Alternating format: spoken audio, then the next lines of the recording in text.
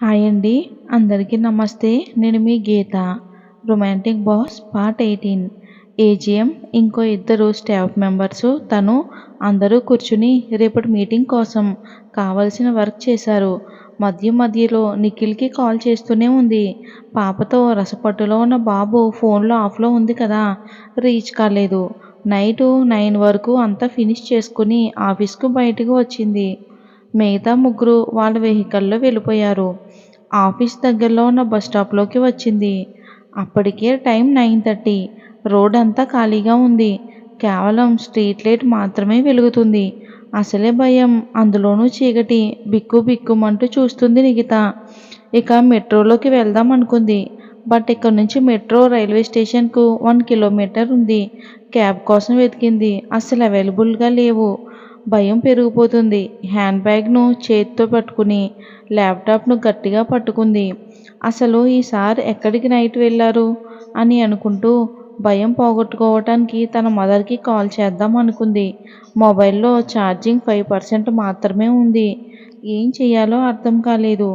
ఇక ఒక అర్ధగంటకు పైగా అక్కడే ఉంది. ఎవరైనా లిఫ్ట్ అడుగుదామని అనుకుంది. చూస్తుంటే ఒక కారు ఇటే వస్తుంది. చెయ్యి అడ్డుపెట్టింది. ఆ కారు స్పీడ్గా వచ్చి ఆమెకు 1 ఇంచ్ గ్యాప్లో ఆగింది.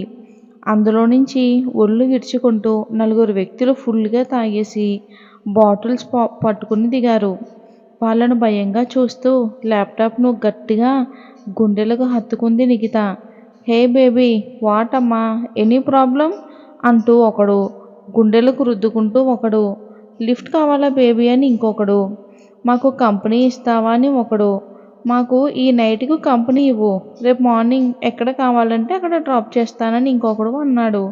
సారీ అండి, నేను అలాంటి అమ్మాయిని కాదు అని ఏడుస్తూ అంది. మేము అలాంటి వాళ్ళమే బేబీ, కమాన్ అంటూ ఒకడు ఆమె పైట కొంగును పట్టుకున్నాడు. ఇంకొకడు ఆమె వెనక నుంచి వచ్చి భుజం మీద తలపెట్టాడు. కంపరంగా ఉంది నిఖితకు. ఆ క్షణమే చచ్చిపోవాలి అనిపించింది. ఏడుపు తన్నుకొచ్చింది. ఏం చేయాలో అర్థం కాలేదు. చేతిలో ఉన్నది కంపెనీ ల్యాప్టాప్. అందులో కంపెనీ భవిష్యత్తు ఉంది. దాన్నేం చెయ్యాలి? ఇప్పుడు తన లైఫ్ ఈ నలుగురి చేతిలో నేనేమవుతాను అని కళ్ళల్లో నీళ్లు జలజలా రాలాయి. నలుగురు రౌండప్ చేసి ఆమె చేతిలో థింగ్స్ పక్కకు పడేసి ఆమెను బలవంతంగా కారులోకి లాక్కెళ్తున్నారు. వదలండి ప్లీజ్, మీకు దండం పెడతాను అంటూ గట్టిగా అరుస్తుంది. ఆమెను కారు ఎక్కించుకుంటుంటే ఎవరిదో బలమైన లెగ్గొచ్చి ఒకడు గుండెల్లో తగిలింది. వారు ఎగిరి 100 feet దూరంలో పడ్డాడు. అందరూ ఆ లెగ్గ వచ్చిన వైపే చూశారు షాకింగ్గా. మిగతా అందరూ కూడా షాక్ అయ్యారు ఆ లెగ్గ వచ్చిన వైపు చూస్తూ. మిగతా ఆశ్చర్యంగా ఉంది. కింద పడినవాడు లేవలేదు. మిగతా ముగ్గురు ఆ వ్యక్తి వైపు కోపంగా ఒకేసారి వెళ్ళారు. ఆర్మీ మ్యాన్ కదా, అతని పట్టు ముందు ఈ పిల్లకాయలెంత? ముగ్గురిని ఒక చేత్తో మడిచి ముగ్గురిని ఒకేసారి పైకి లేపి నేలకేసాడు. చాలా కోపంగా ఉన్నాడు అర్జున్. అతనికి సహజంగా ఆడపిల్లల్ని ఏడిపిస్తే అస్సలు తట్టుకోలేడు. అతనిలో ఇంకో పర్సన్ రౌడీ అర్జున్ బయటికి వస్తాడు. అందులోనూ ఆడపిల్లలంటే అస్సలు తట్టుకోలేడు. అందుకే అందరు మక్కెలి విరగ్గొట్టాడు. అమ్మా అయ్యా అని అరుస్తూ కింద ఫ్లోర్కు లిప్ కిస్లు ఇచ్చి ఫ్లోర్ దండాలు పెడుతున్నారు రౌడీలు. నిఖిత కళ్ళు తుడుచుకుని పరిగెత్తుకుంటూ వచ్చి అర్జున్ హగ్ చేసుకుని థ్యాంక్స్ అన్నయ్య అని అంది. చిన్న స్మైల్ ఇచ్చి పోలీసులకు కాల్ చేశాడు. 10 నిమిషాల్లో వచ్చి వాళ్ళని తీసుకుని వెళ్ళిపోయారు. ఆమె తల నిమిరి, మీ గర్ల్స్ ఎప్పుడు చాలా కేర్ఫుల్గా ఉండాలి, చాలా బ్రేవ్గా బిహేవ్ చేయాలి. డిఫెన్స్ అనేది చాలా అవసరం. నీ చెయ్యి పట్టుకున్న వాడి సెంటర్ పాయింట్ తన్నడానికి ఆటోమేటిక్గా మీ బాడీ ప్రిపేర్లో ఉండాలి. అట్లీస్ట్ బ్యాగ్లో క్లోరోఫామ్ స్ప్రేలు ఉంచుకోవాలి, లేదా నైఫ్ అయినా పర్లేదు. వీలుంటే లైసెన్స్ గన్ కూడా బ్యాగ్లో ఉంచుకో. ఇలాంటి పిరికి దానిలా భయపడొద్దు, ఓకేనా అని అన్నాడు. బహుశా తనకు అన్నయ్య ఉంటే ఇలాగే చూసుకునేవాడేమో అనుకుంది నిఖిత. చాలా ప్రశాంతంగా ఉంది ఆమెకు. ఎవరి దగ్గర దొరకనిది అతని దగ్గర దొరికింది. ఏదో విలువైన ప్రేమ, మరేదో కొంత ఆనందం.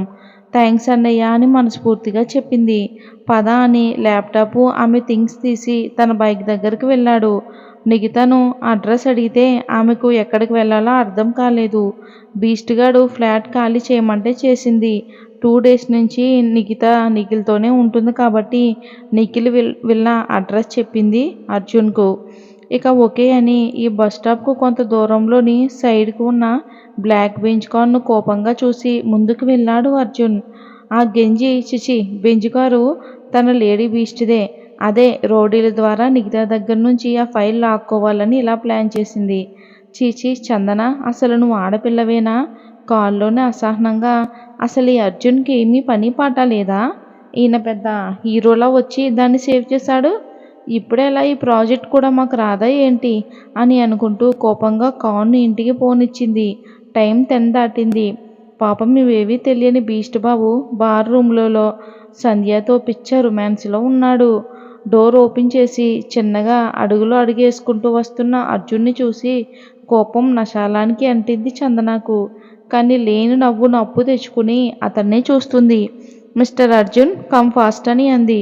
చాలా చాలా కూల్గా. ఓకే మేడం అని ఒక్క సెకండ్లో జంప్ చేసి ఆమె ముందుకు వచ్చాడు. అదిరిపడింది. వాట్ అని అరిచింది. ఏంటి మేడం, మీరే కదా ఫాస్ట్గా రమ్మన్నారు, అందుకే 1 సెకండ్లో వచ్చాను అని కళ్ళు టపటపలాడిస్తూ చెప్పాడు. ఇరిటేట్ చేయకండి మిస్టర్ అర్జున్, కూర్చోండి అని అంది. ఓకే అని భుజాలు ఎగరేశాడు. ఆమె ముందు చైర్లో కూర్చున్నాడు. ఆమెకేదో కాల్ వస్తే వెయిట్ అర్జున్ అని కాల్ లిఫ్ట్ చేసింది. అర్జున్ టేబుల్ మీద దరువు వేస్తూ ఆ రూమ్ అంతా ఒక్కసారిగా అబ్జర్వ్ చేస్తూ ఉన్నాడు. వాల్కు స్టిక్ చేసిన ఫోటో ఫ్రేమ్లో రాము చందనవి ఉన్నాయి. చందనవి స్టడీ దగ్గర నుంచి ఆమెకు వచ్చిన గోల్డ్ మెడల్స్, అవార్డ్స్ అవన్నీ కూడా సెల్ఫ్లోనే ఉన్నాయి. ఫైనల్గా అర్జున్ చూపు ఒక ఫోటో మీద ఆగిపోయింది. అది ఏపీడీ కంపెనీ చైర్మన్ రత్నకవిక దత్ గారు. అది ఇస్తుంటే చందన నవ్వుతూ అవార్డు తీసుకుంటున్న ఫోటో అది. అందులో హుందాగా ఉన్న రత్న గారిని చూశాడు. కాల్ మాట్లాడుతూనే అతన్ని చూస్తున్న వైపుకు చూసింది బీస్ట్ బేబీ. ఫోన్ పెట్టేసి మిస్టర్ అర్జున్ అని అంది. హా అంటూ ఆమె వైపు చూశాడు. ఎందుకో చిన్న స్మైల్ వచ్చింది ఆమెలో. నిన్న వచ్చినప్పుడు లేని ఫోటోలు ఈరోజు ఎలా వచ్చాయి అని అనుకున్నాడు అర్జున్ మనసులో. అతను అర్జున్ పట్వారియా లేక అర్జున్ దత్తా అని తెలుసుకోవాలనే చందు ప్లాను. సరే చెప్పండి మ్యామ్, ఎందుకు పిలిచారు? అర్జున్, మన మ్యారేజ్ ఎప్పుడు? నెక్స్ట్ వీక్ పెట్టుకుందాం బాస్జీ. ఈ వీక్లో మీరు ముంబై వెళ్ళాలి కదా, అక్కడ నుంచి మళ్ళీ కొత్త బ్రాంచ్ ఓపెనింగ్ ఉంది. ఈరోజు సార్ అదే రాము సార్ వస్తున్నారు కదా, సార్తో డిస్కస్ చేసి నాకు చెప్పండి జీ అని అన్నాడు. ఓకే అంది. అతను ఏం చెప్పినా వింటేనే మన పని అవుతుందని తన తండ్రి అన్న ఆర్డర్కు శిరస వహించింది పాప. అర్జున్ డీటెయిల్స్ కావాలి అని అంది. ఓకే అని 2 సెకండ్లో ఆమెకు మెయిల్ చేశాడు. అది ఓపెన్ చేసి చూసింది. అందులో కూడా పట్వారీ అనే ఉంది.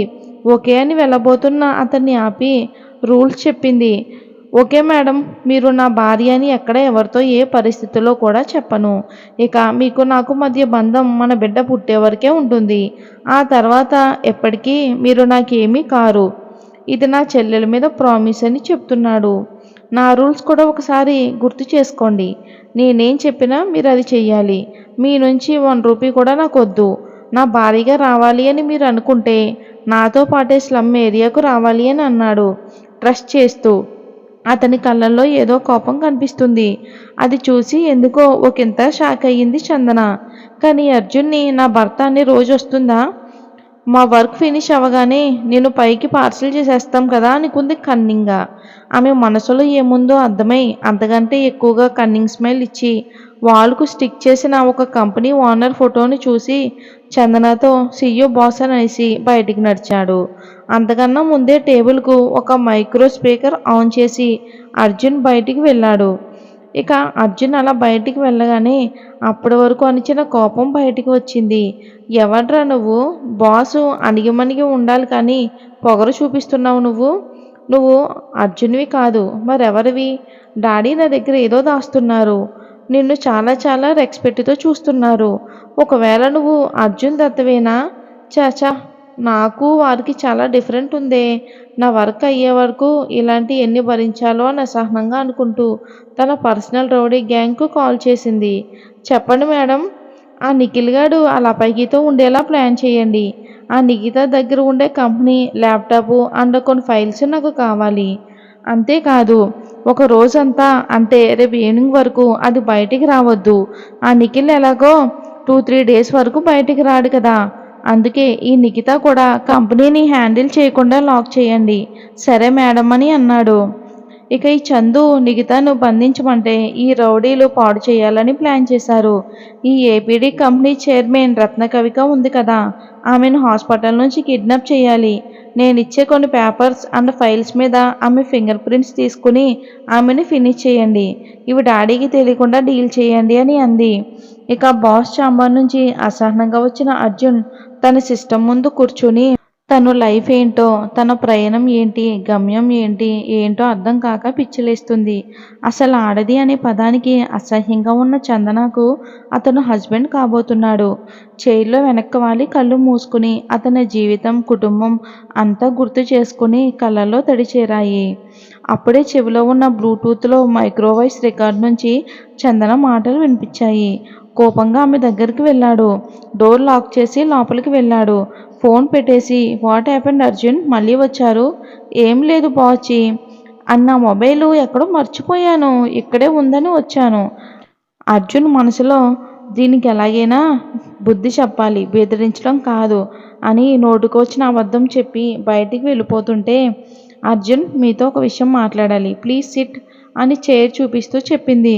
కోపం అంచుకుని సైలెంట్గా కూర్చున్నాడు. న్యూ జాయినింగ్ ఎంప్లాయీస్ సాక్షి, తను మిమ్మల్ని మీ చుట్టూ హచ్చడాగ్లా తిరుగుతుంది. వాట్ అని అర్థం కానట్లు చూశాడు అర్జున్.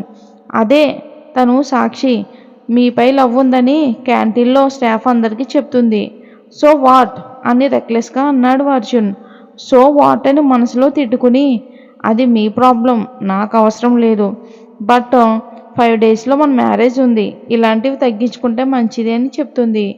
మరి అర్జున్ ఏం చెప్తాడు, అసలు ఏం చేస్తాడు అనేది వచ్చే భాగంలో చూద్దాం. ఈ స్టోరీలో రొమాన్స్ ట్విస్ట్లు మట్టుకి అస్సలు తగ్గేదేలే. స్టోరీ నచ్చితే మట్టుకి లైక్ చేసి ఛానల్ని సబ్స్క్రైబ్ చేసుకోండి. Thanks for watching. Take care.